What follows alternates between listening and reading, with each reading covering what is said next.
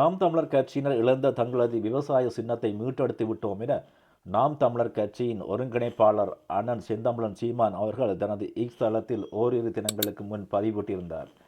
இதனைத் தொடர்ந்து கடந்த சில நாட்களாக தம்பிகளும் உலகத் தமிழர்களும் கொண்டாடி தீர்த்து வருகின்றார்கள். அதே நேரத்தில் கரும்பு விவசாயி சின்னத்தை வேறு ஒரு கட்சிக்கு வழங்குவதற்கான வாய்ப்புகளும் இருக்கின்றது என்பதில் எந்தவித சந்தேகமும் இல்லை. தேர்தல் ஆணையத்திடம் வெவ்வேறு வடிவங்களில் விவசாய சின்னம் இருப்பதனால் இதற்கான வாய்ப்புகள் அதிகமாகவே இருக்கின்றது. நாம் தமிழர் கட்சியின் விவசாய சின்னத்தில் அண்ணனின் உண்மையான முகத்தையும் கட்சி பெயரையும் இணைக்க வேண்டும். அப்போதுதான் வாக்களிக்கும் போது வாக்காளருக்கு எந்தவித குழப்பமும் ஏற்படாமல் இருக்கும் என்பது என்னுடைய கருத்து.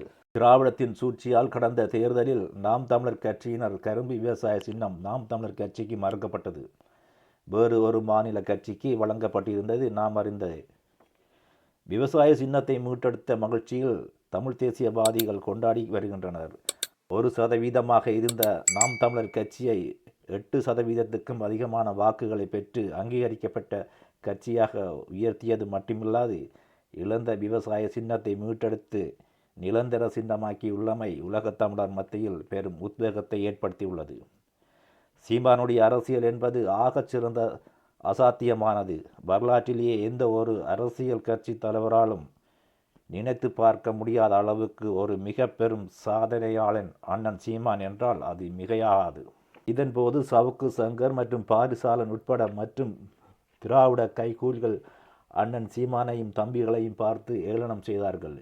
விவசாய சின்னம் அவ்வளவுதான், இனி சீமானால் சின்னத்தை மீட்க முடியாது, சின்னத்தையே காப்பாற்ற முடியவில்லையே என கேலி செய்தார்கள்.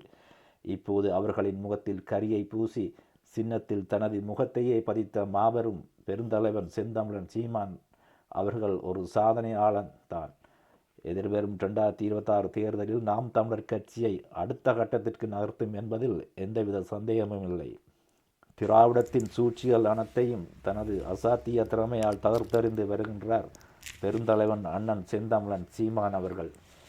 இன்றைக்கு தமிழ்நாட்டில் தமிழருக்கு எதிரான திரைப்படங்களை ஓட்ட முடியவில்லை, நாசகார திட்டங்களை செயற்படுத்த முடியவில்லை, ஏன் கோவில்களில் கூட சமஸ்கிருதத்தில் மந்திரம் கூட சொல்ல முடியவில்லை என்றால் அதற்கு காரணம் அண்ணன் செந்தமிழன் சீமானும் தம்பிகளும் தான் என்பதில் எந்தவித மாற்று கருத்தும் இருக்காது. அண்ணன் சீமானின் கருத்தியல் தான் இன்றைக்கும் தமிழ் தேசியவாதிகளின் எண்ணமாக மாறியிருக்கின்றது. அவரது எண்ணம் தான் சின்னமாக சீமான் அவர்களை மாற்றியுள்ளது வியப்பாக இருக்கின்றது. விவசாய சின்னத்தை நாம் தமிழர்களுக்கு வழங்கக்கூடாது என திரைமறைவில் மிகப்பெரிய சதி திட்டங்களை செயற்படுத்தி கொண்டிருந்த திராவிடர்களுக்கு அண்ணனின் உருவமே விவசாய சின்னமாக மாறி இருப்பது மிக பெரும் பேரிடியையும் மன உளைச்சலையும் ஏற்படுத்தி இருக்கும் என்பதில் எந்தவித சந்தேகமும் இல்லை.